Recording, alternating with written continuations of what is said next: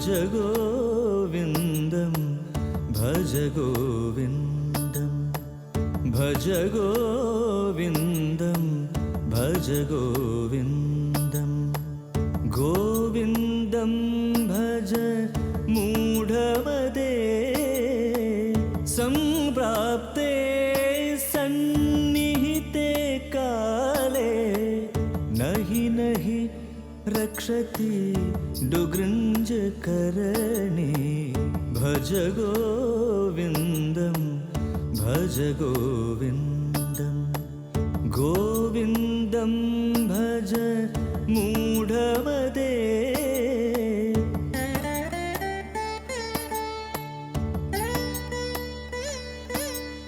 യോഗരതോ വാ ഭോഗരതോ വാ സംഗരതോ വാ സംഗവിഹീന യോഗരതോ വാ ഭോഗരതോ വാ സംഗരതോ വാ സംഗവിഹീന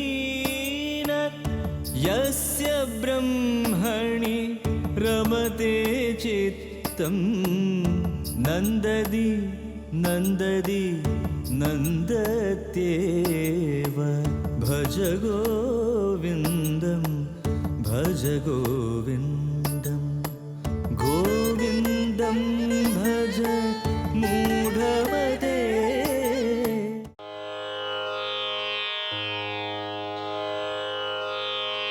ആ പരമാത്മാവ് ജ്ഞാനം നേടിയ യോഗി അവനെ സംബന്ധിച്ച് ബാഹ്യമായ ഒരു വസ്തു അവന് ബാധിക്കില്ലെന്നാണ്.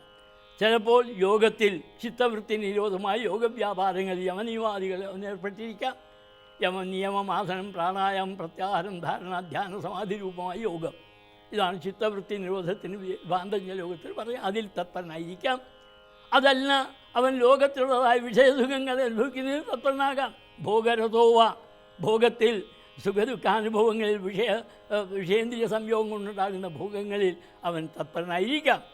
അതല്ല സങ്കരതോവ മറ്റുള്ള ആളുകളുടെ കൂട്ടുകൂടി അവരിൽ സന്തോഷിച്ചെന്നും വരാം. പക്ഷേ അതുപോലെ യഥാർത്ഥത്തിൽ സംഘവിഹീന. ഇതൊക്കെ ആയാലും അവൻ പരമാത്മജ്ഞാനം നേടിയത് കൊണ്ട് മറ്റുള്ളവർക്ക് തോന്നും ഇവൻ ഇവൻ രക്ഷിക്കുകയാണ്, ഇവൻ വിഷയസുഖങ്ങൾ അനുഭവിക്കുകയാണ്, ഇവൻ മറ്റുള്ളവരുടെ കൂട്ടിക്കൂടി നടക്കുകയാണ് എന്ന് മറ്റുള്ളവർക്കൊക്കെ തോന്നാം. പക്ഷേ യഥാർത്ഥത്തിൽ അവൻ സംഘവിഹീന, യാതൊരു ഒരു പറ്റലുമില്ലാതെ അവൻ കഴിയുന്നവനാണ്. കാരണം യസ്യ ബ്രഹ്മണി സമതേ ചിത്തം, അവൻ്റെ ചിത്തം മനസ്സ് ആ ബ്രഹ്മത്തിൽ തന്നെ രമിക്കുകയാണ്, സന്തോഷിക്കുകയാണ്. ബ്രഹ്മഭിന്നമായ മറ്റൊന്നിലും അവൻ്റെ മനസ്സ് വ്യാപരിക്കുന്നില്ല. അതുകൊണ്ട് യോഗാദികളിൽ അവന് മറ്റ് ജനങ്ങൾക്ക് യോഗാദികൾ ഏർപ്പെട്ടിരിക്കുകയാണ് തോന്നിയാലും അവൻ്റെ മനസ്സ് ആ ബ്രഹ്മത്തിൽ തന്നെ പരബ്രഹ്മത്തിൽ തന്നെ രമിച്ചുകൊണ്ടിരിക്കുകയാണ്. അവനോ നന്ദതി നന്ദതി നന്ദത്യേവ, മറ്റേതവസ്ഥയിലും അവന് സന്തോഷമേ ഉള്ളൂ. അതാണ് 3 പ്രാവശ്യം 3 തരം നന്ദതി, സന്തോഷിക്കുന്നു. അവന് സന്തോഷമല്ലാതെ മറ്റൊന്നും അവിടെ ഇല്ല. കാരണം പരമാത്മാവിന് പരമാനന്ദമാണ്. പരമാത്മാവിൻ്റെ സ്വരൂപത്തെക്കുറിച്ച് പറയുമ്പോൾ ഞാൻ സത്യം, ജ്ഞാനം, ആനന്ദം ബ്രഹ്മ എന്നാണ്. ആനന്ദമാണ് ബ്രഹ്മം. ആ ബ്രഹ്മത്തിൽ മനസ്സെത്തിക്കഴിഞ്ഞാൽ പിന്നെ അത് ആനന്ദമല്ല മറ്റൊന്നുമില്ല, മറ്റു മുഴുവനൊക്കെ മാറിക്കഴിഞ്ഞു. അതുകൊണ്ട് സാധാരണ ആളുകൾക്ക് യോഗരഥനെന്നും ഭോഗരഥനെന്നും സംഗരഥനെന്നും തോന്നുമെങ്കിലും അവൻ യഥാർത്ഥത്തിൽ സംഘമില്ലാത്ത, ഒന്നിനോടും പറ്റലില്ല. ഭോഗത്തിലും പറ്റലില്ല, യോഗത്തിലും പറ്റലില്ല, സംഘത്തിലും പറ്റലില്ല. അതിൽ നിന്ന് അകന്ന് അവൻ്റെ മനസ്സ് ബ്രഹ്മത്തിൽ തന്നെ ലയിച്ച് അവനിരിക്കുകയാണ്. അതാണ് യസ്യ ബ്രഹ്മണി രമതേ ചിത്തം, യസ്യ ചിത്തം ബ്രഹ്മണി രമതേ, ആ ബ്രഹ്മത്തിൽ തന്നെ രമിക്കുന്നു, സന്തോഷിക്കുന്നു. അങ്ങനെ സന്തോഷിച്ച് ആയിക്കഴിഞ്ഞാൽ പിന്നെ നന്ദതി നന്ദതി നന്ദത്യേവ. 3 തരം അവന് ആനന്ദമാണ്. ആനന്ദമല്ലാതെ മറ്റൊന്നുമില്ല. അവന് ഒരു തരത്തിലുള്ള ഭയവുമില്ല, മറ്റു യാതൊരു തരത്തിലുള്ള ക്ലേശവുമില്ലാതെ അവൻ നിത്യസുഖം അനുഭവിച്ചുകൊണ്ട് അങ്ങനെ ഇരിക്കും. ഒരു പക്ഷേ ജീവിച്ചിരിക്കാം. ശരീരബന്ധം വിടാത്തതുകൊണ്ട് അവൻ്റെ ശരീരം കാണും.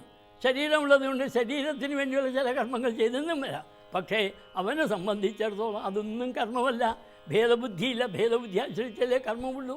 ഭേദബുദ്ധി ഇല്ലാത്തതുകൊണ്ട് കർമ്മമില്ല. കർമ്മമില്ലാതെ ബ്രഹ്മത്തിൽ തന്നെ അവൻ്റെ മനസ്സ് ലയിച്ചു കഴിഞ്ഞിരിക്കുന്നു. അങ്ങനെ ലയിച്ചത് കണ്ട് അവൻ ആ ബ്രഹ്മത്തിൽ ലയിച്ച് പരമാനന്ദം അനുഭവിക്കുന്നു.